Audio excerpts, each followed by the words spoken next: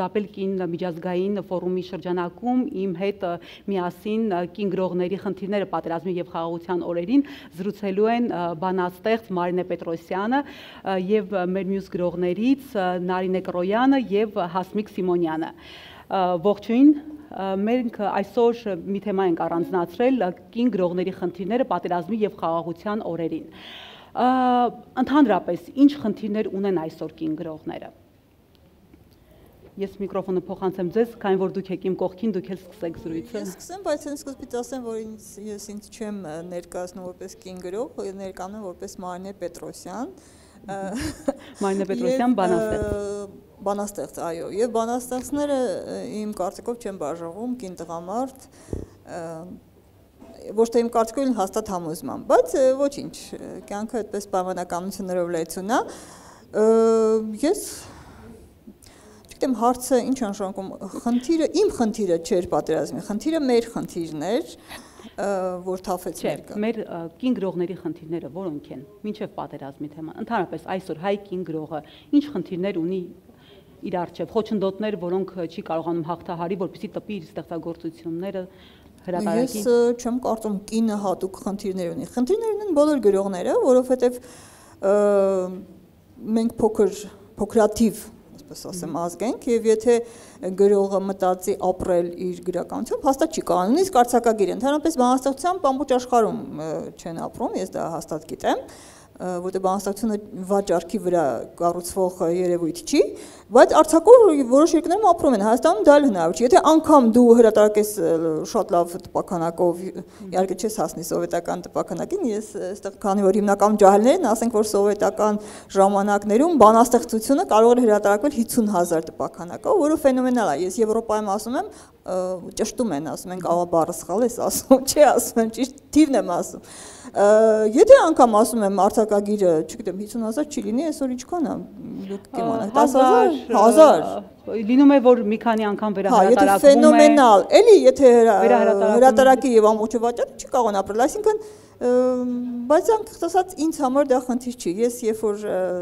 որոշել եմ փոքր ժամանակվանից որ ես բանաստեղծ եմ ես հասկացել եմ որ գրականությունը ապրուստի միջոց չի լրիվ ուրիշ բան է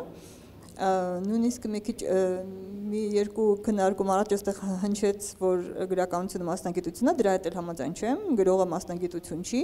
բայց եթե ինձ հարցնեք ինչ է ես չգիտեմ ինչ է եւ գրողի խնդիրը իրականում հենց երկրի խնդիրն է իմ խնդիրները այսօր լավ բոլորի անունից չխոսեմ իմ անունից իմ խնդիրները իմ երկրի խնդիրներն են եւ դրանք շատ մեծ խնդիրներ են Նարինե դուք որպես կին գրող ունեք խնդիրներ, որովհետև Զապել կին գրողների միջազգային ֆորումի ժամանակ թե հայ գրողները եւ թե միջազգային գրողները շեշտում էին, որ կնոջ կին գրողների խնդիրները տարբերվում են եւ մենք որքան էլ փորձենք չտարանջատել, ասել, որ գրողը ինչ տարբերություն կին թե տղամարդ, ամեն դեպքում կանանց միևնույն է թերահավատ են վերաբերում։ Դա ոչ միայն գրողների դեպքում է, շատ մասնագիտությունների, ու ես վստահ եմ, որ դուք բազմիցս բախվել եք, ինչ խնդիրներ են դրանք։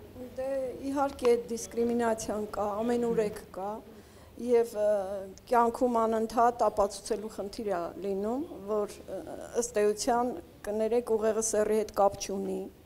մարդու մտածելակերպը սեռի հետ կապ չունի բոլորովին։ Խնդիրները ընդհանուր են։ Այնինչ այսօր մենք ունենք մեր իրականության մեջ, մենք այդ իրականության այդ խնդիրների կրողն ենք։ Պարզապես գրողը մի քիչ ավելի էմոցիոնալ ավելի խորությամբ ընկալում այդ խնդիրները եւ լինելով ստեղծագործող մարդ ունի նաեւ պատասխանատվություն։ Ի վերջո, եթե իրեն կարդում են, ինքը ինչ որ բան է ստեղծում եւ իրեն կարդում են, ուրեմն ինքը պետք է պատասխանատու նաեւ լինի իր անելիքի համար։ Այստեղ առաջանում խնդիրը, որքանով ենք մենք պատրաստ ասել այն եւ ասել կոնկրետ ձևով, որպեսզի հասկանալի լինի մեր ընթերցողի համար, թե իրականում ինչ խնդիրներ ունենք մենք, բոլորս ունենք այդ խնդիրները, այդ թվում նաև գրողները։ Այստեղ խնդիրը ստեղծագործելու մասին է պարզապես, իսկ ստեղծագործել, եթե դու համարում ես, որ կոնկրետ ես, եթե ինձ համարում եմ գրող, ապա դա ինձ համար առաջին հերթին պատասխանատվություն է, իսկ պատասխանատվություն է բոլոր խնդիրները հաղթահարելու ինքնուրույն։ եւ ուրեմն նաեւ ուրիշներին ցույց տալու ճանապարհը, ինչպես դրանք հաղթահարել, որովհետեւ հեշտ է բախվելով խնդրին ետ դառնալ եւ չթրջել այդ արգելքի վրայով, այլ պարզապես պետք է սովորել նաև պայքարել, ստեղծել քո ճանապարհը, լուծումներ իհարկե չառաջարկելով, խնդիրը դնել այնպես, որ յուրաքանչյուրը սովորի մտածել, ինչպես լուծել այդ խնդիրները։ Հասմիկ, համեմատաբար երիտասարդ սերնդի ներկայացուցիչ որպես քո բանաստեղծությունները շատերս ենք կարդում, որովհետև դու Facebook-ում ակտիվ ես, ի սկզբանե ակտիվ ես եղել եւ բանաստեղծությունները տարբեր տեղերում հրատարակվում է կամ դու ինքդ ես տեղադրում, մենք կարդում ենք։ Բայց եթե դու չտեղադրես, օրինակ Նարինեի մի քանի պատմվածքներից, որոնցից մենք ցնցված ենք, չէի ընթերցի, եթե հարցազրույց չանեի Զապելի շրջանակում։ Ինչ պետք է անի գրողը, որպեսզի ավելի շատ շփվի իր ընթերցողի հետ, իր ստեղծագործությունները չմնան այդպես անտիպ։ Լավ հարց է, շնորհակալություն, բայց միջև այդ կուզենայի անդրադառնալ ամեն պարագայի կին տղամարդ էս տարբերության մեջ գրականության մեջ, որտեղ կարծում եմ իրականում կա եւ կան մի շարք հարցեր, բավականին ցավոտ հարցեր։ Երբ որ մենք խոսում ենք կնոջական խնդիրների մասին, դա առաջին հերթին մարմնի օրիշությունն է։ Եթե մենք դիտարկենք մեր գրականությունը, հայ գրականությունը մասնավորաբար, ինչի՞ չէ նաև համաշխարհային գրականությունը, ոնց է դիտարկվում կինը, որպես կանոն կնոջ ընկալման մի քանի տեսապատկերներ կա, հա, կինը մայրն է, կինը սիրուհին է, կինը միշտ այն աջ մի կողմում քաշված մեկն է, որը տղամարդու ստվերն է, այսպես ասած, եւ այս պարագային գալիս է կինը, որը չունի որևէ ասելիք ըստ էության, տղամարդկանց պատկերացումներում։ Եվ այս դեպքում հայ իրականության մեջ մի ուրիշ տեսակի կնոջ մասին է փառաբանվում, գովաբանվում, դա մայր տեսակն է, երբ որ մենք խոսում ենք մոր մասին, որովհետև իմ շատ սիրելի գրողներից մեկը, որի անունը այս պահին մոռացա, խոսում էր կնոջ դերի մասին եւ առանձնացնում էր, որ կնոջը ընդամենը երկու դեր է տրված, մեկը մայրությունն է, իսկ մյուսը էրոտիզմը, այսինքն կինը իրավունք ունի այս երկու դերը ունենալ, դրանից դուրս, երբ որ կինը մտածող է, կասեմ հայ կին գրողները չի, իսկապես քեզ կասեմ, հետո կուղարկեմ նույնիսկ այն գիրքը, որտեղից որ կարդացել եմ։ Համարի հետ նաև իմ կարծիքն է, որը ես երկրորդում եմ այդ կարծիքը, որովհետև կարծում եմ մեր գրականության մեջ, եթե դու հիշես, լավ, օրինակ, եթե դու հեգնում ես, ես քեզ ուրիշ բան կարող եմ ասել, արդյոք մենք ունենք դասագրքերում պատկերված, բացի Սիլվա Կապտուկյանից, այլ գրողների, այն գրողների, այն կանայք, ովքեր որ կարևոր դեր են անում։ Ընդ որում հիշեցնեմ, երբ որ մենք խոսում ենք կանանց մասին, կանանց դերի մասին, մեզանում այդ դերը բավականին ստորացված է, բավականին նվազեցված է, այդ սկսած մենք հիմա կարող ենք այստեղ հա խոսել, ես կարող եմ ասել իմ դերի մասին, իմ կյանքում եւ օրինակի համար իմ շրջապատում հիմնականում կանայք են, դա ընտրաբար ընտրված շրջապատ է, որտեղ որ կանայք ուժեղ են, օրինակ Մանե Պետրոսյանը, Նայինե Կրոյանը, նրանք մտածող կանայք են, նրանք ստեղծող կանայք են, նրանք ըմբոստ են, խիզախ են եւ ուժեղ, բայց արդյոք մեր հասարակությունում բոլոր կանայք են այդպես եւ բացի դրանից էլ ներողություն ընդհատելու համար այո, ոչ միայն դասագրքերում, միգուցե այո, իհարկե։ Ես կներես էլի մի հատ բան վերջացնեմ խոսքս, որտեղ բան չայցի։ Եվ մի բան էլ, երբ որ մենք խոսում ենք այդ դիսկրիմինացիայի մասին, եկեք նկատենք, ինչ գրողներ են ներառված դասագրքերում։ Վերջերս ես խոսում էի Facebook-ում, երբ որ տենց հանրայնացել էի մի, ուրեմն երկու գրականագետ խոսում էին, ու երբ որ մենք խոսում ենք, ինչ կանայք են մեզ համար ընդունելի, որպես կանոն ասում են, դե մեր մարոները, մեր անուշները, տենց խոնարհ բան, ու իրանց համար եթե կինա ինքը պետք է ոգևորի տղամարդուն, եթե կինա ինքը պետք է անպայման սենց տղամարդուն աջակից լինի, բայց տղամարդուց մի փոքր ցածր, կամ եթե ինքը ուժեղ է, այնքան ուժեղ է, բայց որ պետք է իր տեղը դերը ինքը իմանա։ Կամ մի հատ ուրիշ բան կա, այդ կնոջ սրբացման դերը, երբ որ կնոջը ասում են դու սուրբ ես, ինչ է նշանակում սուրբ լինել։ Սուրբ այսինքն մեկն է, ում որ անդադ պաշտում են, եւ այս սակրալ դերը տալիս ես կնոջը, բայց սուրբ լինել նշանակում է չունենալ որևէ գործողություն անելու։ Փոխանցեք միկրոֆոն Հասմիկ ջան։ Ուրեմն հարցը նենգափոխվեց։ Նայեք, հարցը դրված էր կին գրողների խնդիրները, չէ՞։ Ես ասում եմ, ես կին գրող եմ, այսինքն փաստացի կին եմ եւ գրող եմ, ուրեմն կին գրող եմ։ Ես ինձ ասում չեմ ներկայացնում, բայց այսպես ստացվում է այդպես։ Կոնտեքստում այո, ես կին գրող եմ, բայց ես ասում սուտ բոլորը գիտեն որ ես երբեք սուտ չեմ, ես ոչ մի անգամ որևէ խնդիր չեմ տեսել իմ կյանքում, որ պայմանավորված նրանով որ ես կին եմ։ Իսկ օրինակ խնդիր չի, որ նույն դասագրքերում, համալսարաններում մի րոպե, այն ինչ որ ասում էր Հասմիկը, ինքը թվում է։ Շատ ճիշտ բաներ ասում, բայց դա չի առնչվում կին գրողի խնդիրին, դա առնչվում է կնոջ մասին հասարակության մեջ եղած պատկերացմանը, որը եթե դու դրա դեմ կռիվ ես տալիս, դա մարդկության պատմությունն է, այո, մարդկությունը այնպես է զարգացել, առնվազն Արևմտյան, արևելյաններ, բայց մերը հաստատ գիտենք, չէ՞։ Այնպես ա եղել, որ այո, հիմնական դու պահող եղել է տղամարդը քաղաքականությանից պահող, դա ուրիշ հարց է, դա չի վերաբերում կնոջ իրավունքներին։ Այսօր 21-րդ դարում դա ահագին փոխվել է, բայց որոշ առումով չի փոխվել, բայց դա չի առնչվում իմ խնդիրներին։ Իմ խնդիրներ չկան, ես որպես կին գրող, ես կամաչեմ Հայաստանում, որտեղ կան այսքան մեծ խնդիրներ, ես կամաչեմ այդ ամբողջ խնդիրները թողած, ես ասեմ եթե անգամ ունենայի, իսկ երբ որ չունենայի, ընդհանրապես, իսկ ինչ վերաբերում է դասագրքերում Երևանն է, Կապուտիկյանի սերնդի մեջ կան երկու կին, ուրեմն ինքն էր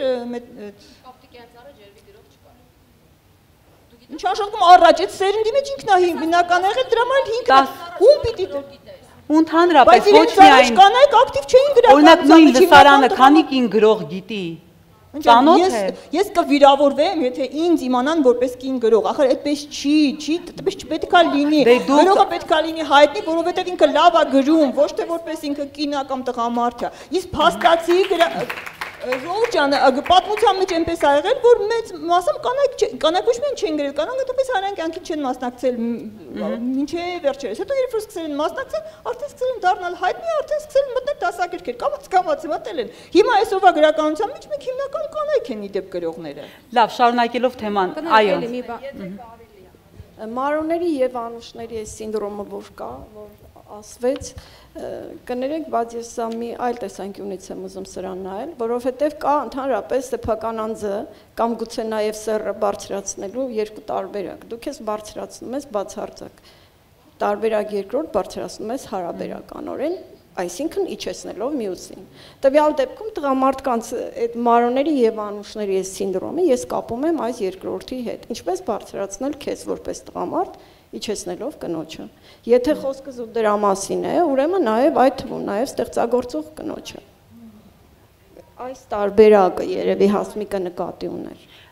Իսկ մեզ ընդհանրապես գրողներին ավելի շուտ գոհացնում է այն կնոջ կերպարը, որը որ մենք տեսնում ենք հեռուստատեսությունում, թատրոնում ներկայացումների ընթացքում, գրքերում որպես կերպարներ։ Եթե ես կարող եմ Նույն մայնեն, երբ որ ասում եմ, ես երբևիցե չեմ նկատել իմ հանդեպ, օրինակ, այդպես խտրական վերաբերում, ես կարող եմ հակադարձել հենց Մարինեի անձի վերաբերյալ, երբ որ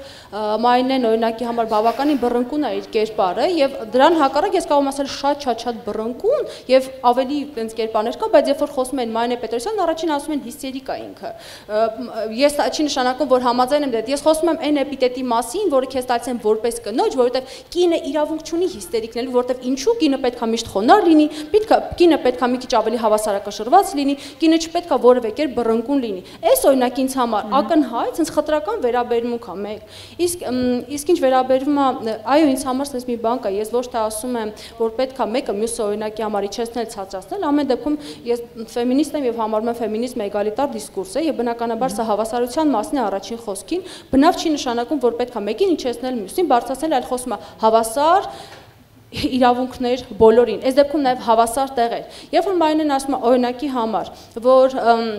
հայ իրականության մեջ տղամարդիկ ավելի երևացող էին կամ տղամարդիկ էին, որտեղ կանայք չկան, Մարինե հիմա երբ որ ես օրինակի համար ուսումնասիրում եմ ոչ մենակ հայ գրականության մեջ այլ նաև անդադ կանանց եմ կարդում, ոչ թե շեշտված եմ կարդում, այլ փորձում եմ բացահայտել։ Այնքան անուններ եմ ինքս ինձ համար բացահայտել, մեկ էլ պատահաբար, որ այդ մարդիկ կան, որ այդ մարդիկ գրել են բավականին մտածող են, մեր որևէ դասագրքում, որևէ մենք չենք այնպես անում, որպեսզի այդ նույն կերպարները, որոնց մասին դուք եք կարդում որպես գրող, դա երևա հեռուստաէկրանին կամ երևա մեր գրքերում որպես հերոսներ։ Մենք միշտ մեր կանանց ինչպես ենք ներկայացնում կամ որպես փակագծերում ներկայացնում ենք բռնության ենթարկված կամ զոհը կամ որպես լիրբ, այսինքն մենք չունենք ոսկե միջնը կամ չունենք այն նույն կերպարները, որոնք ձեր 50 կանայք գրքում կան, չէ, բազմաթիվ կերպարներ։ Դրանց չէ որ կարող ենք անունները փոխելով, ուրիշ անուններ տալով, բայց կերպարը առաջ բերելով, նաև գուցե մեր գրողների խնդիրն է։ Ես ուրիշ բան կարող եմ ասել, մեր այդ գիրքը, որը դարձավ մատենաշար եւ հիմա մենք արդեն հրատարակում ենք շուտով 50 հայ կանայք, որ փոխեցին աշխարհը, մենք ինքներս այնպիսի կանանց բացահայտեցինք, հայ կանանց, եւ մտածող, եւ գիտնական, եւ ստեղծագործող։ Ես ամաչում եի, որ որպես ստեղծագործող մարդ, որը իրեն համարում է քիչ թե շատ մտածող եւ ոչ այնքան հիմար, չի ճանաչել այդ կանանց մոտավորապես, ինչ ասեմ, 70%-ին։ Բացահայտում ես ու այստեղ մի բան կա, վերադառնալով էլի մեր օրինակի համար դասագրքերին։ Ովքեր են գրել մեր դասագրքերը, գրականագետները, որ գրականագետները, տղամարդ գրականագետները։ Եվ տղամարդ գրականագետը բնականաբար երբ գրում է դասագիրք, ինքը ներառում է իր պատկերացումով, օրինակի համար ինքը ինչ պետք է հանի, հա, վերլուծում, շարադրում, քննարկում, քննության է ենթարկում եւ այդ բոլոր կերպարները տղամարդու գծած հայացքով են։ Անչափ այդ տղամարդակենտրոնն է եւ ինչքան էլ մենք ասենք, որ մենք օրինակ ազատ ենք, մենք խիզախ մենք էս ենք ենենք, մենք որևէ կերպ մի տեսակ այդ սահմաններից մեջ չենք կարող մտնել, քանի որ մենք չենք համապատասխանում այդ քառակուսուն։ Եվ երբ որ Մարինեն ասում է, այո, ես ուրիշ եմ, ես համաձայն եմ, որ Մարինեի կերպարը եւ բանաստեղծությունը եւ լիքը բաներ կարող եմ անverջ կարող եմ խոսել դրական իմաստով Մարինեի ստեղծագործության մասին, բայց օրինակի համար այսօր քանի հոգի գիտի Մարինեին եւ ոնց գիտի Մարինեին եւ Մարինեի բանաստեղծությունը ինչ տեսակով գիտի։ Եվ եթե օրինակի համար հրապարակախոս Մարինեն չլիներ, արդյոք բանաստեղծը կհայտնվեր առաջին։ Կապ ունի նրա հետ, որ ընդհանրապես բանաստեղծությունը այն բանը չունի հասարակության մեջ, ինչ ուներ ժամանակին, դա լրիվ ուրիշ սոցիալական խնդիր է, հանրային խնդիր է, դա սերի հետ կապ չունի։ Գիտեք ինչ եմ բանանում, էլի, ոնց ասեմ, տես, ես, քանի որ ինձ շեշտել մի երկու բառով իմ մասին ասեմ, հա, ինչու են ինձ հայհոյում եւ այլն, որտեղ ես քաղաքական կյանքին եմ մասնակցել, իսկ քաղաքականության մեջ այո, բոլորին հայհոյում են, բոլորդ գիտեք։ Ես քանի որ մասնակցել եմ քաղաքականությանը, ես ուզում եմ շեշտել, թե որն է քաղաքականությունն է խոսքով լինում, գրականությունն է խոսքով լինում, բայց որն է տարբերությունը, իմ մաշկի վրա զգացել եմ։ Քաղաքականությունը միշտ բաժանում է պայմանական ասած սևի սպիտակի, բաժանում է ձախի աչի, բաժանում է հայրենասերի, ոչ հայրենասերի, ասենք մեկին ասում ես թուրք, մյուսին ասում ես եւ այլն։ Քաղաքականության բնույթն է դա, միշտ այդպես, հիմքում միշտ այդպես է։ Ես ինչու եմ ջղայնանում այդ կին տղամարդ բաժանման մեջ, որովհետև ինձ համար գրականություն այն տեղն է, որտեղ բոլորն են, ոչ միայն կանայք եւ տղամարդիկ, բոլորն են եւ հավասար են այդ առումով, այլև նույնիսկ ես դրա մասին բանաստեղծում, նույնիսկ չար մարդիկ տեղ ունեն գրականության մեջ, նույնիսկ գրականությունը մենակ բարին է, բոլորի համար է, նույնիսկ սերիկաների համար է, ես հիմա որ հիշեի այդ բանաստեղծություն կա, եւ այդ իմաստով ինձ համար բանաստեղծությունը այն տեղն է, որտեղ արդեն բան է, իհարկե մարդիկ բաժանվում են սեռի, բնականաբար սեռերով, մարդիկ ուրիշ բաներով էլ ազգերով, բանաստեղծությունը այն տեղն է, որտեղ բոլոր մարդիկ են, եւ դրա համար ես այդպես այդ բաժանումը ինձ բան է անում, եւ ամենակարևորը ասում եմ, այդ խնդիրը ֆեմինիզմը բնականաբար ես ֆեմինիստ չեմ, բայց հարգում եմ շատ ֆեմինիստներին, ինքը շատ կարևոր դեր է կատարել ժամանակին, բայց այսօրվա Հայաստանում երբ որ կան ահավոր խնդիրներ, այդ խնդիրը բերել եւ առաջ մղել դա կեղծ օրակարգ է ինձ համար եւ այդպես մեր քաղաքական վերջին իրադարձությունները ցույց տվեցին որ դա անվնաս բան չի եթե մենք մեր իրական խնդիրները մեր հողից ասում եմ հիմա հենց այդ եմ ասում մեր հողից խնդիրները թողած մենք դրսից քանի որ դրսից գալիս են մենք մտածում ենք դրսում եթե ասում են որ մենք ճիշտ են մենք մի քիչ բան ունենք հայերս փոքր ժողովուրդ ենք եւ մի քիչ բան ունենք դրսի նկատմամբ հա իրանք լավ գիտեն եւ մենք դրսի խնդիրները բերում ենք եւ դրսի խնդիրներով ենք փորձում մենք Կանցամը տեսանք դա ինչ բերեց մեր գլխին, այս փորձանքը որ պայթեց մեր գլխին, հենց դրանով պայթեց, որ մենք ոչ թե մեր խնդիրը ներսից ենք փորձում, այլ դրսի կաղապարով փորձում ենք մեր խնդիրները լուծել եւ մեր երկիրը քանդեցինք։ Ես դրա համար եմ։ Մարինե ջան, այո։ Եթե կարելի է կապված նորից կին տղամարդ գրողի հետ։ Այսպեսի մի հարց տամ Գոհար, դու կարդացել եք իմ այդ քիչ առաջ ասեցիք պատերազմի վերաբերող իմ պատմվածքները, կարծեմ 3 պատմվածք եք, թե 4-ը։ 3-ը կարդացել եք։ Հիմա այսպեսի մի հարց, եթե այնտեղ իմ անուն ազգանունը գրած չլիներ, եւ դուք դա կարդայիք պարզապես ընդհանրապես հեղինակի մասին ոչինչ չիմանալով, դուք կարդալիս կամ կարդալուց հետո Կարող եք ասել սերը գրողի։ Հատկապես հոր կերպարի դեպքում, երբ որ որդուն գտնում է, միգուցե այո, որտեվ շատ զգացմունքային է։ Դա բացասական կողմ չի։ Իսկ արյունը պատմվածքում կներեք, որ ընդհատում է։ Արյունի դեպքում ոչ, բայց ամեն դեպքում կան պատմվածքներ եւ կան ստեղծագործություններ, որ դաջված է, սա գրել է կին, որովհետեւ զգացմունքային է։ Նաև գուցե հենց խնդիրը դա է, որ կին գրողներին մենք ընկալում ենք, որ միայն պետք է գրեն զգացմունքային գործեր։ Շատ ներողություն, հիմա մի փոքր հակադարձեմ, ասենք գիտեք ռուս իմ շատ սիրելի փիլիսոփաներից մեկը, Բերդյայևը, ինքը որ բնորոշում էր ռուս գրականությունը, ընդհանրապես ինչ էր ասում, ասում էր, «Это бабья литература»։ Ինչ էր ասում, ասում կանացի է ամբողջությամբ։ Կապ չունի գրողնով էր։ Կապ չունի ով է գրողը, Դոստոևսկին է գրել, բայց նա ասում է դա բաբիայի լիտերատուրա, այդպես նայենք, եթե մեկը չիմանա բան, կարդա, կներեք ինձ Վահանը կների, Վահան Տերյանը լրիվ կանացի պոեզիա է։ Եթե մի հատ վերացեք իր բանից, նայեք, կանացի պոեզիա է, հենց տիպիկ, ընդ որում չիրիշ չուրն նույնիսկ։ Դե շատ հաճախ նշանակում է ինչ։ Դարեր առաջ կին գրողները երբ որ չէին գրում, տղամարդկանց անընդհատ էին հանդես գալիս ու շատ Իհարկե, դա բացասական կողմ չի, որովհետև նաև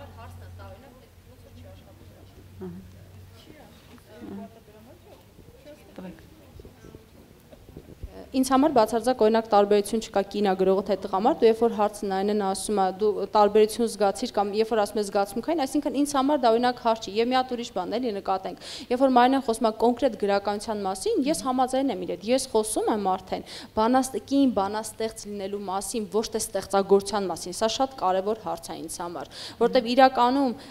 կինը ունի խնդիրներ, բայց ստեղծագործությունը, որը մենք գրում ենք, ինձ համար դա Ահա, այսինքն ինձ համար, այո, ինձ համար բացարձակապես ես չեմ խոսում ստեղծագործության մասին։ Այո, եւ նաեւ այդ ընկալումները, որ իմ համար բավականին պատճառախառ հասարակությունում ոչ մենակ, այսինքն կնոջ վրա տարածում, այլ առհասարակ կին մասնագետի վրա տարածում, կին ստեղծագործողի վրա տարածում, նույն օրինակ, երբ որ ես բերում էի այն մեր ասում էի, հա, մեր հայ կանայք, որ գրել եմ այդ գրքում, մի հատ հարց բանանեմ։ Մենք մեզ առաջին հերթին, երբ որ ասում են օրինակ գիտնականներ, երբևիցե կնոջ անուններ մենք չենք տալիս, բայց նույն օրինակ մի քանի անուն ես կարող եմ ասել, Ելիզավետա Շախաթունի, որը ԽՍՀՄ-ում առաջին եւ միակ կին ավիակոնստրուկտորն էր։ Եվ նա սենց բացառիկ մասնագետ էր, մենք արդյոք գիտենք իր մասին, չգիտենք, կամ Չէ, մայն է վատ իմանալ ուրիշ բան է, ավելին ասեմ, այս կինը, ես խոսում եմ գիտնականների մասին, օրինակ, մենք գիտենք միջագիտնականներ, բայց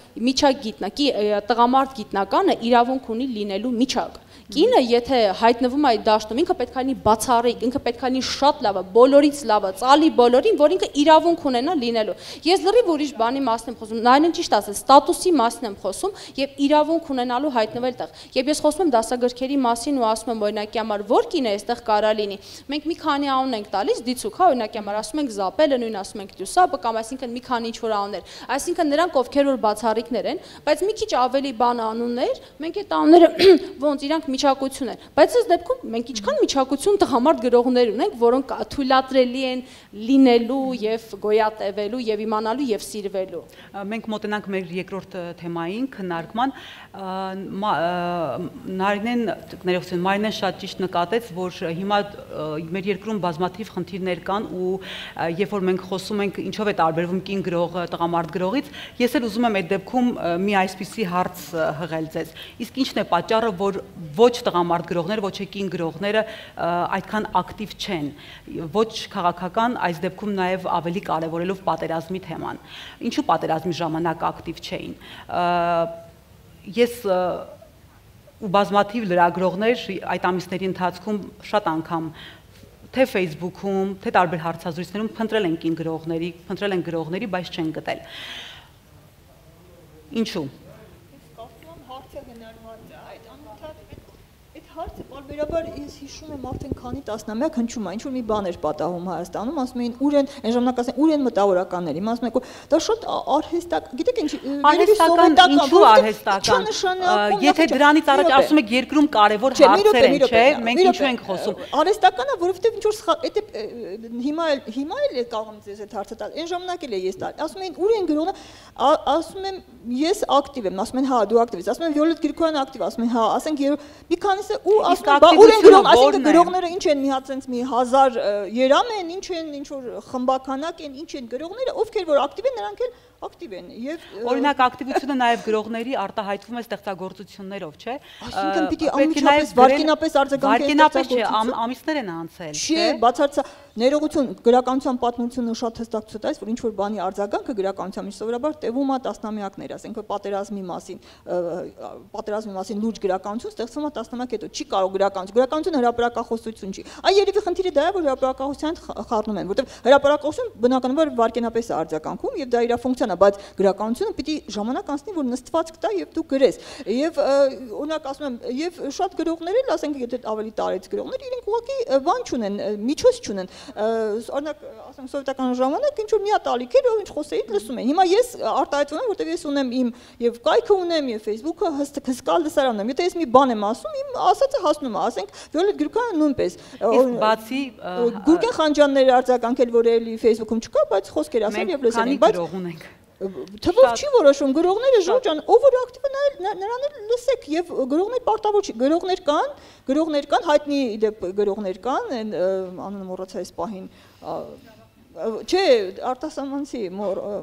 Բխոսկով գրողներ կան ընդհանրապես չէին շփվում, չէին խոսել, այսինքն գրող կա, որ չի սիրում շատախոսել, ինքը միայն գրում է, կա այդպիսի գրող եւ պետք է հարգել իր տեսակը։ Նարինեն օրինակ չէր խոսում, բայց գրում էր։ Այդ ֆունկցիան ինչ է, այսինքն ինչ է նշանակում գրողը ինչու չի խոսում, ինքը պարտավոր է, այսինքն գրողին շփոթում են հրապարակախոսի հետ, գրողը երբեմն չի 10 տարի հետո կարող է մի բան գրի, որ ավելի կարևոր լինի, քան թե մի 20 րոպե խոսած։ Բայց կան թեմաներ, որոնք կարևոր են, օրինակ նույն Նարինեի դեպքում մի քանի պատմվածք ունի, որ նվիրված է պատերազմին, խնդրում եմ ներկայացնեք, որ պատմվածքներն են, որպեսզի լսարանի համար էլ ծանոթ լինի։ Ինձ մոտ կարծես այդ արձագանքը գրականությամբ ռեակտիվ չէր, ավելի շատ ինտերակտիվ էր, այսպես ասենք,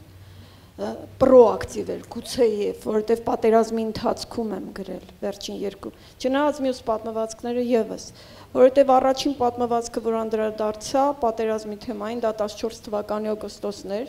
նորից սահմանի վրա սրացումներ էր, նորից զոհեր, որոնց մասին վաղուց չեն խոսում, արյուն պատմվածքը, երկրորդ պատմվածքը ֆուտբոլ, ապրիլյան պատերազմին անդրադարձ էր դա,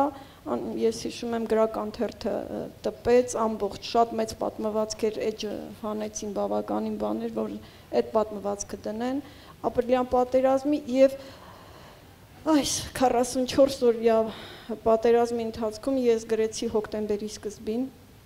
երրորդ պատմվածքը և գրեցի, չեմ հիշում, վերջին պատմվածքը ստերևաթափը, որ կարդացիք չեմ հիշում, որոշ ժամանակ անց եմ գրել, ինչ եմ ուզում ասել, չկան ինչ-որ ստանդարտներ, ով ինչպես է արձագանքում կոնկրետ երևույթին, սա մարդու անհատականության, առավել ևս գրողի և ստեղծագործողի անհատականության արձագանքն է, կախված է դրանից, ինձ մոտ այդպես է, մի ուրիշի մոտ այլ կերպ է, պիտի նրա մոտ ասենք հավաքվի, կուտակվի և ինչ-որ որոշ ժամանակ հետո դա դրսևորվի, և դնել ասել, որ անպայման սա որոշ ժամանակ հետո կլինի կամ պիտի այդ ժամանակ անպայման արձագանք լինի, ես համաձայն չեմ, որովհետև ըստ էության մարդուեցությունն է տարբեր, մենք բոլորս տարբեր ենք իրարից և տարբեր ձևով էլ արձագանքում ենք այս իրողություններին, ճիշտ է դա սխալ է, ընդհանրապես սա չափելի հասկացություններ չեն ստեղծագործության առումով, ստեղծելու առումով, ինձ մոտ ես եթե անկեղծ լինեմ, այսպես ասեմ, ես այդ տառապանքից, որովհետև ես շատ ծանր եմ տանում իրականում այդ իրադարձությունները, մանավանդ որ վերջին պատերազմի ժամանակ նաև իմ տղան էր մասնակցում, ուրեմն դա ինձ համար չնաստեսեք և 14 և 16 թվականի պատերազմներին, երբ որ ես այնտեղ այսպես ասեմ ոչ ոք չունեի և բոլորն իմն էին և միշտ են բոլորն իմը եղել, այդ այսպես ասեմ, այդ դեպրեսիայից, այդ ծանր մղձավանջից ազատվելու, կարծես թե թերապիա, այսպես ասեմ, ինչ-որ թերապիա ստեղծագործական, դա իմ մեջից հանելն էր այդ ամեն ինչը, գրական, գեղարվեստական ստեղծագործության միջոցով, մեկը կնկարի, մեկը կգնա ինչ-որ մի, չգիտեմ, պատ կշարի, Ամեն մեկը ինչ որ ձևով է պարպում այդ էներգիան բացասական, որը գուցե մեր մեջ մնալով կարող է պարզապես քանդել մեր էությունը, մեր ներսը ամբողջովին քանդել։ Այս թեմայի վերաբերյալ ես առաջարկում եմ դիտել մի տեսանյութ, ապա վերադառնալ ու շարունակել քննարկումը։ Երիտասարդ տղաներ էին, տարեկիցներ, երևի 26-27 տարեկան։ Նրանց դեմքերը զարմանալիորեն մաքուր էին եւ հանգիստ, սակայն գոտկատեղից ներքև դժվար էր կողմնորոշվել, ինչն ինչ է։ Նարինե Կրոյանի տողերում հավատն ու հիասթափությունը կողք կողքի են, ինչպես իրականում կյանքն ու պատերազմը։ Արձակագիրն անկեղծանում է պատերազմի օրերին եւ դրանից հետո հոգեբանական ծանր վիճակը միայն գրելն էր թեթևացնում։ Դա նաեւ ցավը չմոռանալու միջոց էր։ Մեր ժողովուրդը, այսպես ասեմ, սպառողական հասարակություն է ձևավորվել մեզ մոտ։ Շատ արագ է մոռանում ցավը։ Երևի ինքնապաշտպանության բնազն է աշխատում, չի ուզում հիշի դա։ Ես էլ ուզում եմ, որ հիշի։ Ես ցավեցնելու եմ ու ցավեցնում եմ։ Նարինե Կրոյանը ցավով է փաստում, որ հիմա ապրում ենք իներցիայով, լարած տիկնիկի պես։ Մինչդեռ սթափվել է պետք, որովհետև պատերազմն ավարտված չէ եւ մենք էլ պարտք ունենք վճարելու։ Չուք մեր գործողությունների մեջ կա հոգի, կա հիշողություն, կա պատասխանատվություն։ Իմ կարծիքով ամեն մեկը պիտի այս հարցը իրեն տա։ Փակիր աչքերդ տղաս, Արդյունքի պես թեթև մարմինդ հանձնում ենք հողին։ Արցախյան երրորդ պատերազմի մասին Հասմիկ Սիմոնյանը նույնիսկ մի քանի տող դեռ չի կարողացել գրել։ Գրականությունը ցավի մասին պատմելու լավագույն միջոցն է, բայց հույզերը սառեցնելու համար ժամանակ է պետք։ Բանաստեղծը ընդգծում է, կարևոր է նաև պատմել պատերազմում կնոջ մասնակցության մասին։ Մենք կնոջը միայն տառապանք ենք վերագրում ու ոչ երբեք հաղթանակ եւ պայքար։ Եթե ուշադիր նայենք, թե օրինակ Արցախյան առաջին պատերազմի ժամանակ քանի վեպ, քանի շարք, քանի գիր գրվեց, շատ քիչ բաներ կարող են թվել, մատների հաշված։ Այն եռմանությունը թեմայի, որը դու չես կարողանում նրան կպել, որտեղ ինքը անընդհատ տակ է եւ ինքը քեզ վառում է։ Դու պիտի որոշակի հեռավորություն պահես։ Իմ գրական կյանքը համընկնում է Հայաստանի, նոր Հայաստանի քաղաքական կյանքի հետ։ Գրականության եւ քաղաքականության նմանություններն ու հակադրությունները, ժամանակի ցավոտ թեմաները Մարինե Պետրոսյանի գործերում են։ Քաղաքական գործիչներն ու գրողները մարդկանց դիմելու համար օգտագործում են բառերը, բայց ասելիքն ու նպատակը շատ տարբեր են։ Քաղաքականության մեջ խոսքը միշտ կոնկրետ նպատակ ունի։ Հա, դու գիտես այդ խոսքով ինչ ես ուզում ստանալ, ինչ արձագանք ես ուզում ստանալ։ Գրականության մեջ այդպես չի։ Եթե գրականության մեջ այդպես լինի, եթե այդպիսի բանաստեղծություն գրվի, դա արդեն բանաստեղծություն չի, դա ոչ քարոզչական տեքստ է։ Այս կանանց միավորել է Զապել կին գրողների միջազգային ֆորումը։ Նշանավոր պոլսահայ գրող Զապել Եսայանն 8 տասնամյակ անց հայ գրականություն է վերադարձել որպես կին գրողների գլխավոր խորհրդանիշ։ Սա հարթակ է, որտեղ կանայք ներկայացնում են իրենց պատմությունները, կայացման ճանապարհն ու նոր ստեղծագործությունները։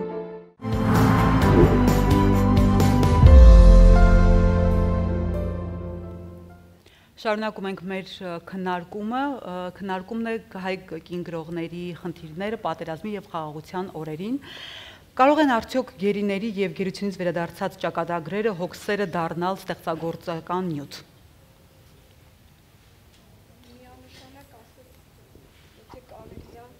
Ընդհանրապես որևէ բան գրելիս, ընդհանրապես ստեղծագործելիս պլանավորել չի կարելի։ Ես այդպես եմ կարծում։ Եթե պլանավորեցիր, հոդված կարող ես գրել։ Հրապարակախոսական ինչ-որ մինուտ։ Ինձ թվում է, որ եթե դա գեղարվեստական ստեղծագործություն է, ապա այն պիտի, այսպես ասենք, անբացատրելի լինի։ Չես կարողանալու հստակ ձևակերպել պատճառը, ինչու ես դու դա գրում։ Ես այդպես եմ կարծում, հնարավոր է լինի, ես իմ համար եմ պատասխանում, սա իմ պատասխանն է, հնարավոր է որևէ արձագանք չլինի, գուշակել, պլանավորել չի կարելի կարծում։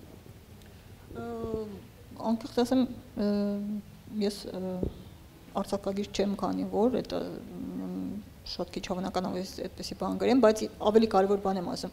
Երբ որ ասում ենք պատերազմի մասին, այդպիսի տպավորություն է ստեղծվում, մեր խոսակցությունից պատերազմը ավարտվել է, իմ կարծիքով նախ պատերազմը չի ավարտվել, երկրորդ այդ պատերազմը շատ անհասկանալի պատերազմ էր եւ իր կոնտեքստն էր անհասկանալի։ Ես օրինակ իմ խնդիրը որպես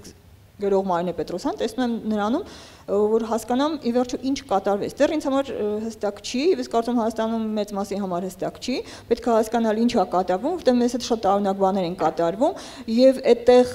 քանի դեռ ես չեմ հասկացել ոնց եղավ այդ պատերազմը, ինչ եղավ, ինչու եղավ եւ ինչ է շարունակությունը, ես օրինակ չի կարողանա դրա մասին գրել։ Եվ ես կարծում եմ մեր խնդիրը, այ երբ որ ասում են իդեպ այդ հարցը, երբ որ ասում են գրողների ցույց չի խոսում, գուցե շատ լավ էլ անում են մեծ մասը, որովհետեւ իրենք էլ հասկանում են, որ դեռ պարզ չի եւ եթե մի բանը լավ չես հասկանում ինչ է կատարում, ավելի լավ է չխոսես, քան թե ինչ որ բաներ ասես, որ հետո փոշմանես քո ասածի համար։ Մարինի ասածը կարծում եմ որ հրապարակախոսական խոսքին է վերաբերում, ոչ գեղարվեստական խոսքին։ Հա, բայց որպես գրող ես օրինակ նայեք,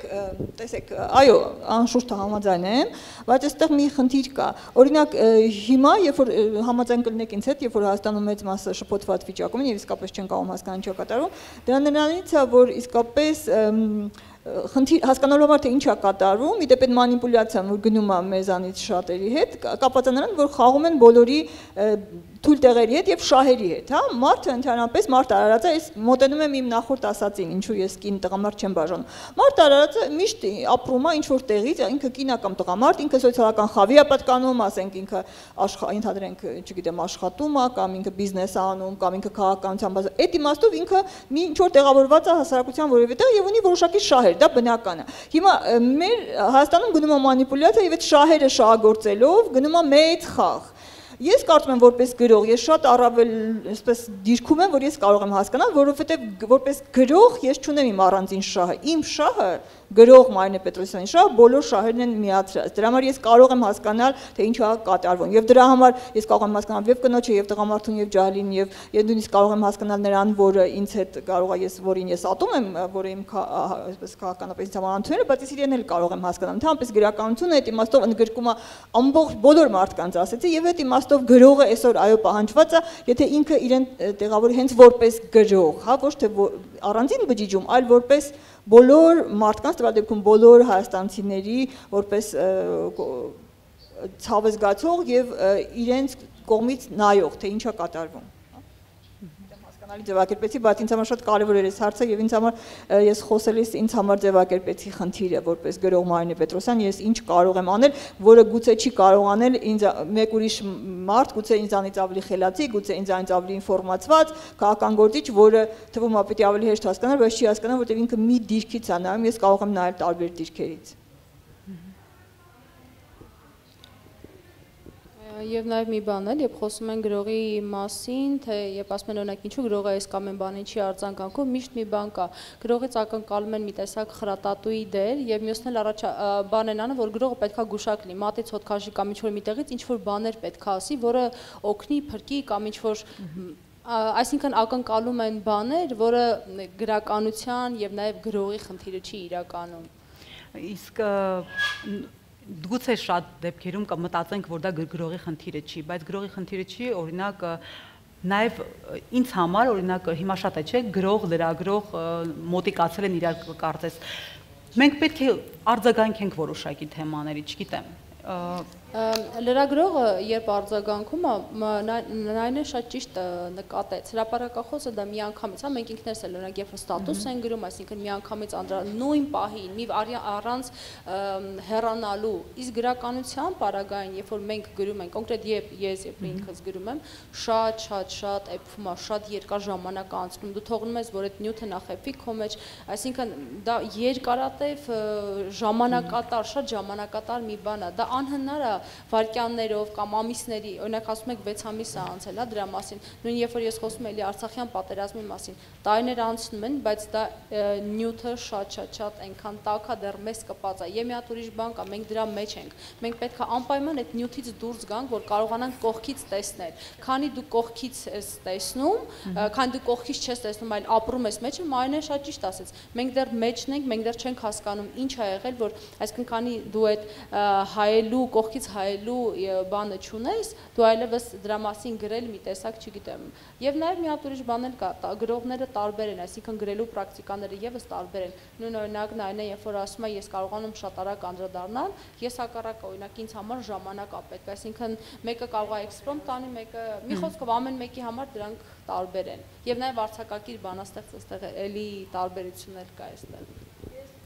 Մի բան ասեմ, Մարինեն շահերից էր խոսում, այսպես ասեմ, եթե մենք խոսում ենք շահից, ապա այդտեղ չկա ստեղծագործություն։ Շահը ների մաստոց մի հասկացում։ Չէ, ես մի քիչ ուրիշ բան ասեմ։ Ես ունեմ շահ, որ իմ երկիրը հզոր լինի։ Հա, ուրիշ բան եմ ասում ես։ Ես նկատի ունեմ ընդհանրապես ուզում եմ ասել ստեղծագործելու եւ ստեղծագործելու համար անհրաժեշտ ազատության արկայությունը, ազատությունը քո գլխի մեջ, ազատությունը քո շրջապատում, այսինքն կոնկրետ ազատությունը նաև ինչ-որ շահերից, մի րոպե, ազատությունը համբերի, ազատությունը շահերից, այստեղ մի խնդիր կա,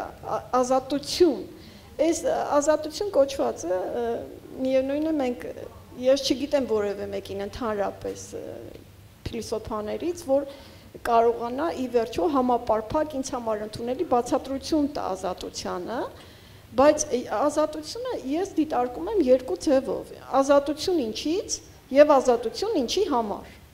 Այս երկու բանը շատ կարեւոր է ստեղծագործելու համար։ Եթե ես ինչ-որ մի բանից ազատվեցի, արդյոք դա նույնն է, թե ես ինչի համար եմ դա անում, ազատություն, որ ինչ անեմ։ Եթե մենք, ես ներկա էի նաև ռուսալեզու քննարկմանը, որ վերաբերում էր ռուս գրականությանը, այնտեղ այս գաղափարը եւս կար, եթե դուք ուշադիր լսում եք, եթե ներկա էիք, այս ազատության գաղափարն էր, եւ որ ասում են անդրադառնում են նախկինի մասին են գրում ժամանակակից ռուս գրողները եւ չկա անդրադարձ այսօրվա օրվան գրաքննադատության հետ կապված բաներին ասում եւ հենց այդպես էլ պատկերացնում է որ ազատությունը ինչի համար նրանք ինչից են ուզում ազատվել այսօրվանից իրենց մոտի տիրող բարքերից իրականությունից հա բնականաբար եթե իրենք այսօրվա իրականությունից են ազատվում նրանք գրում են նախկինի մասին, չէ, սովետական միության տարիների մասին, ընդհուպ մինչև 15-րդ դար են հասնում եւ գրում են եւ չեն գրում ժամանակակից կյանքի մասին, այսինքն նորից ազատության խնդիրը կա, այս մարդիկ չեն կարող ստեղծագործել, եթե այս պահին նրանք չունեն այն ազատությունը, ինչի համար իրենց ստեղծագործելու այսօրվա համար, ասելիք ունենալու այսօրվա համար։ Հիմա անընդհատ կա, եւ մենք բոլորս մարդ ենք, բոլորս շահեր ունենք, եւ անձնական շահեր, եւ համայնական շահեր, այս բոլորը կա։ Համայնական շահը երբեմն եւ անձնական շահը անտագոնիստական բաներ են, երբեմն իրար հետ բախման մեջ են։ Իմ համայնական շահը եւ անձնական շահը այսօր հակադրված են իրար, բայց ես գերադասում եմ եւ իմ անձնական շահը զիջել եմ, չեմ ուզում բարձրաձայնել ինչպես զիջել եմ համայնական շահին, որովհետեւ այսօր կարևորը ինձ համար իսկապես իմ երկիրն է, իմ պետականությունը, իմ հայրենիքը, իմ երկիրը, իմ ժողովուրդը։ Շնորհակալ եմ, ժամանակ ունենք։ Այո։ Հա, շատ շնորհակալ եմ Նայնին, որ շատ հետաքրքիր թեմայի բերեց, ես ուզում եմ դրա մասին անպայման խոսել, ազատության մասին։ Կա ճիշտ ասած ազատություն դա հայտնի բան է, ազատություն ինչ-որ բանից ինչ-որ բանի դեմ, այսինքն եթե դու կարծում ես, որ ինչ-որ բան քեզ ճնշում է, դա կարող է սոցիալական, ասենք մտածում ես քեզ, չգիտեմ, ինչ-որ հարուստները քեզ ճնշում են, թալանել են, դու իրանց դեմ ես պայքարում, դա սոցիալական ազատություն, կամ կարող է ասենք ֆեմինիստական ազատություն, տղամարդիկ քեզ ճնշում են, դու իրանց դեմ պայքարում, ազատվում ես։ Դա բնական է, դա կյանքի մի մասն է, բայց կա ավելի մեծ ազատություն։ Ազատություն, ես որ հարցնում էի Նարինեն ասում էր, սպասի, ինչու ես գրում, ես ուզում եմ բացատրել, մարդը ընդհանրապես ինչու է գրում, մարդը ասեցի մի քիչ առաջ կարծեմ, թե հարցազրույցում ասեցի, որ գրականությունը ինչ որ չի տալիս եկամուտիվ, բայց ինչու ես գրում։ Ես կարող եմ ասել ինչու եմ գրում, շատ հստակ հիշում եմ, ես քանի դեռ ոչ թե չէի գրում, ես քանի դեռ չէի գրում եւ վստահ չէի որ լավ եմ գրում եւ չէի արտահայտվում, ես լրիվ ուրիշ մարդ եմ եղել, ովքեր ինձ ճանաչել են դպրոցում եւ այլն, գիտե որ մայն են ամաչկոտ, մարդկանց հետ չկարողացել շփվել չկարողացող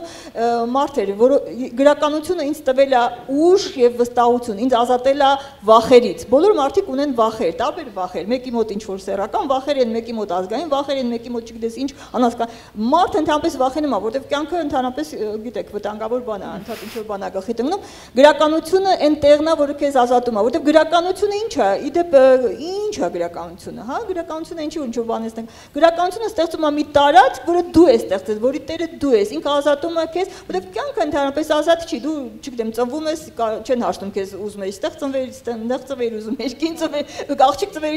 ոչ մեկ չի ամ, դու քեզ պարտադրված է կյանքը, թե ոնց կընթանա, թե դու ոնց կմահանաս, առողջություն, դա բոլորը քեզ պարտադրված է։ Միակ տեղը, որ ազատությունը արվեստն ու գրականությունն են, դա քո տեղն է, դու ես այնտեղ, դու ես ստեղծում, դու ես։ Դա դրա համար մարդու ազատության տեղն է։ Դա է գրականությունը եւ դրանով ասենք ինքը տարբերվում լրագրությունից, որ լրագրությունը կյանքի մի մասն է, ասենք սոցիալական կյանքի, քաղաքական կյանքի մի մասն է, այդ իմաստով ինքը շատ կարևոր է, բայց գրականությունը լրիվ ուրիշ դաշտ է։ Ձեզ համար օրինակ գրականությունը որոշակի կարծրատիպեր կոտրելու անձնական միջոց է եղել։ Կարծրատիպեր չէ, ուժ ես ասենք այն ինչ ես ստեղծել եմ, նայեք մարդ ինչից է վախենում, ինչից է դուք վախենաք, դուք վախենում եք մահից, որովհետև առողջությունից եք վախենում, վախում եք մահն է, ես փուչ ժամանակից վախեցել եմ մահից եւ կարծում եմ բոլոր մարդիկ երեխաներն են վախենում։ Երբ որ դու գրում ես մի բան, որը գիտես չի մեռնելու, դու կմեռնես, ինքը կմնա, դու հաղթահարում ես մահը, դա ես չեմ ասում, դա մարդը դրա համար արվեստ ստեղծում եւ գրականություն, ինքը հաղթում է մահին։ Եթե դու հաղթես մահին, դու ոչ ինչից պիտի վախենաս։ Ինչ կարծրատիպեր են կոտրում գրականության միջոցով, դուք օրինակ ունեք որոշակի կարծրատիպեր, որ պետք է կոտրեք։ Ճիշտն ասած, գրականության մեջ կարծրատիպերը ես ուզում եմ նորից ազատության եւ ստեղծագործելու կարողությունը իրար հետ կապեմ։ Այսպիսի մի բան կա, ուրեմն կարծրատիպերից ուզում եմ վերադառնալ ավելի շուտ կարծրատիպի, երբ որ Աստվածաշնչում ասում է, Աստված մարդուն ստեղծեց իր պատկերով եւ նմանությամբ։ Սա շատ լավ կարծրատիպ է, որովհետեւ պատկերը Աստծո դա ազատությունն է։ Աստված ազատ է եւ ինքն էլ է մեզ նման ազատ, իր նման մեզ ազատ ստեղծել։ Իսկ նմանությունը ստեղծելու, արարելու կարողությունն է։ Այս կարծրատիպը լավ կլինի, որ մենք հասկանանք եւ այո, վերադարձնենք մեր կյանք եւ հասկանանք մեր առաքելությունը, առավել եւս գրողի առաքելությունը, որտեղ եթե մենք ամեն քայլափոխի, կենցաղում, դժվարությունների բախվելով մենք կամաց զիջում ենք, կաթիլ առ կաթիլ տալիս ենք, չգիտեմ ինչերի մեր ազատությունը, ապա մենք կորցնում ենք նաև մեր դիմագիծը, ուրեմն կորցնում ենք նաև ստեղծագործելու ունակությունը եւ չեմ ուզում ուրեմն այս կարծրատիպը կոտրվի, ուզում եմ մենք մնանք Աստծո պատկերով եւ նմանությամբ, ազատ եւ արարելու, ստեղծագործելու ունակությունը, այսպես ասած, ջահի նման պահած, թանկոյի այն ջահի նման պահած, որ լուսավորի մարդկանց եւ ցույց տա, որ գոյություն ունի կյանք, գոյություն ունի ազատություն, գոյություն ունի ընտրության հնարավորություն, մի վախենա։ Մի հատ հասմիկին էլ փոխանցենք։ Պատասխանի, եթե որ անդադ ասում եք կոտրել, կարծրատիպ կոտրել, ասեմ ձեզ ամբողջ այդ Աստվածաշունչը հիշեցրեց, այնտեղ որ ասում է մի սպանաներ, դրանք կարծրատիպեր են իդեպ։ Դրանք եթե կոտրեք, կյանքը կվերանա, հա, մի սպանաներ, եթե, հա, այսինքն դա է կարծրատիպի, դեպ ինչի՞ պիտի ինչ-որ մեկը ինձ ասի մի սպանաներ, մի սպանիր, հա, սպանաներ գրափարով եմ ասում, հենց որ բաներ կան, որ պետք չի ջարդել, որովհետև ընդհանրապես վաղուց, գիտեք ինչ այդ բաներ, 20-րդ դարը ամբողջ այդ ջարդելու վրա էր, ամբողջ Եվրոպան նրանով էր զբաղվել, բայց երբ որ ես մի քիչ շատ լավ գիտեմ Եվրոպան, ես կարծեմ ինքը հասել է այդ ջարդելով, ինքը հասել է մի հատ տեղ, որտեղ որ ջարդելու բան չկա, ինքն էլ նստել մտածում է, ես ինչ արեցի ես, հա, մի քիչ ջարդելը լավ բան է, ես էլ եմ ջարդել սիրում, բայց ամեն ինչ իր ուրեմն վերջն է ունենում։ Հասմիկ ջան, Դուք ուր եք հասել կարծրատիպերը կոտրելով գրականության միջոցով։ Ես մի քիչ ուզում եմ ես Նայնեի ասածին տենց հակադարձեի, որտեղ շատ լավ բաներ ասում, բայց նաև հակառակ մի բան կա ինձ համար այդտեղ, երբ որ դու անդադ կրկնում ես այդ նույն տարբերակով դու ստեղծում ես նաև քո երեխային, էլի քո տեսքով, մի խոսքով, այսինքն դու այդ կյանքն է, կյանքը ինքը ստեղծագործություն է, բայց իմ համար գրականությունը մի քիչ տարբերվում է դրանից, որտեղ երբ որ մենք անդադ կրկնում ենք այդ դագերոտիպի նմանությամբ ստեղծվող մի բանն է, որը ոնց որ արհեստական չասեմ, բայց այդ գործարանային կրկնությունը, իհարկե շատ ճակերտավոր ասված։ Ինձ համար գրականությունը հակառակ մի հատ բան կա, ինքը անդադ այդ սխալվելու, խոտորվելու ճանապարհն է, երբ որ ինքը ճիշտ հակառակն է։ Երբ որ դու ծնում ես, երբ որ դու շարունակում ես, այդ ընդունելի ճանապարհն է, միակ ճանապարհն է, որը տենց ընդունված է եւ ճիշտն է, էլի։ Բայց իմ համար գրականությունը հակառակը, այդ ճշտի ճանապարհին ընկած սխալ մի հատ բան է, որ դու տենց չէ։ Ինձ համար այդ անընդհատ քեզ սխալվել թույլ տալն է, անընդհատ սխալվելն է եւ այդ սխալվելուց չվախենալն է։ Կյանքն է, այսինքն։ Էլի կյանքն է, բայց կյանքի մի հատ այն չվախենալու բանն է, որ այդ արդեն Մայնեի նաև խաղարկուն լինելն է եւ այստեղ այսպես մի բան կա, երբ որ մենք խոսում ենք օրինակի համար բանի մասին, հավատի մասին, մեր ընկալումների մասին, մի տեսակ sense էլի ընդունված տարբերակներ կան։ Իմ սիրած կանանցից մեկը խաղաղության Նոբելյան մրցանակակիր Ջոդի Վիլյամսը, որը երբ որ անդադ խոսում էր հավատի մասին, մի այսպիսի դեպք է պատմում, որ ես բավականին շատ տեղեր եմ պատմում։ Ինքը ասում է մի անգամ հանդիպեցի բանի, մի վանականի, որը ասում էր, գիտես Ջոտի, ես վերջերս դարձել եմ ավելի սկեպտիկ, ասում էր, ինչի Տեր Հայր, ինչ ա եղել, ասում է, երբ որ մարդիկ օրինակի համար սովորաբար գալիս են ինձ մոտ, իրանք մտածում են, որ պետք է աղոթեն, իրանք մտածում են, որ այս աղոթքը իրանք պետք է հանգստություն բերի, ու իրանք գնում են։ Ու իրանք մտածում են, որ այդ 5 րոպե աղոթքը պետք է իրանք ամբողջ կյանքս այս դրստի տեղը գցի։ Բայց ասում է, իրականում տենց չի, էլի, իրականում պետք է դու ինքդ շարժվես, աղոթեցիր, լավ է, հանգստացար, գնա այդ հանգստության վրա կառուցի քո կյանքը եւ անդադ շարժվի եւ անդադ մի բան արա։ Իմ համար գրականությունը այդ հենց այդ բանն է։ Այն սովորաբար երբ որ մենք ապրում ենք կենցաղ ապրում ենք այդ ընդունված մի տեսակ քայլերով են գնում առանց մտածելու հիմնականում, որովհետեւ եթե անդադ դու ստեղծագործես երևի կգժվես կամ կխելագարվես, բայց այս դեպքում գալիս է գրականությունը, որը քեզ ասում է հələ մի հատ սխալվի, որովհետեւ այս սխալվելը քեզ հավանաբար կտանի մի տեղ, որը մի հատ լրիվ ուրիշ սքանչելի նոր աշխարհ քեզ համար հավանաբար կլինի։